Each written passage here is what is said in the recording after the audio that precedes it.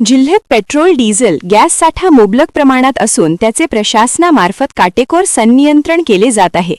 याबाबत माननीय मुख्यमंत्री देवेंद्र फडणवीस व महसूल मंत्री तथा पालकमंत्री चंद्रशेखर बावनकुळे वरिष्ठ पातळीवरून नित्य आढावा घेत आहेत। नागरिकांनी कोणत्याही अफवांवर विश्वास न ठेवता आपल्याला आवश्यक तेवढीच खरेदी करावी, असे आवाहन जिल्हाधिकारी डॉक्टर विपिन इटनकर यांनी केले। कुणाच्या मनात जर भीती असेल तर त्यांनी मनातून काढून टाकावी।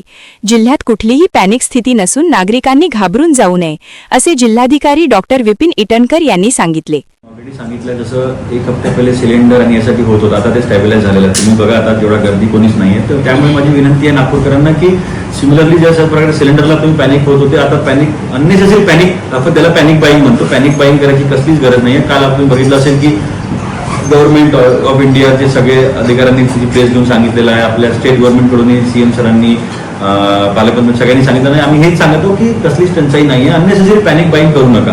आता ते राशनिंग करण्यासाठी तुम्हाला ऑलरेडी मी मागच्या सांगितलेलं आहे की एक JR गव्हर्नमेंटनी काढलेला आहे, त्याच्यामध्ये कलेक्टरच्या अध्यक्षतेखाली पोलीस प्रशासन, FDA प्रशासन, ऑइल कंपनीचे OMC, त्याच्यानंतर गॅस सिलेंडरचे सगळे प्रतिनिधी, त्यांना सगळ्यांना कमिटी करून कोणत्या कॅटेगरीला कशा प्रकारे द्यायचं, डोमेस्टिकला 100% म्हटलेलं आहे, कुठेच कट लावले नाही। कमर्शियलमध्ये 50%, इंडस्ट्रीसाठी 50% ते कट लावलेलं आहे। त्याच्या अनुषंगाने आमची कमिटी आहे ते रिव्ह्यू आपण घेत असतो।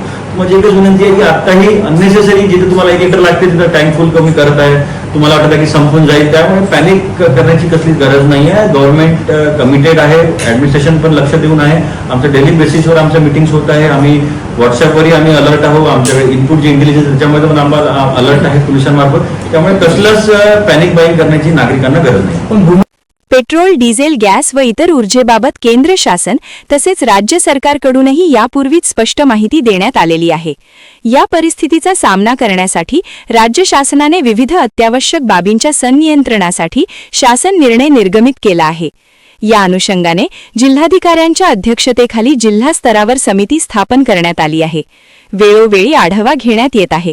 नागरिकांनी पॅनिक होऊ नये, असेही आवाहन जिल्हाधिकाऱ्यांनी यावेळी केले।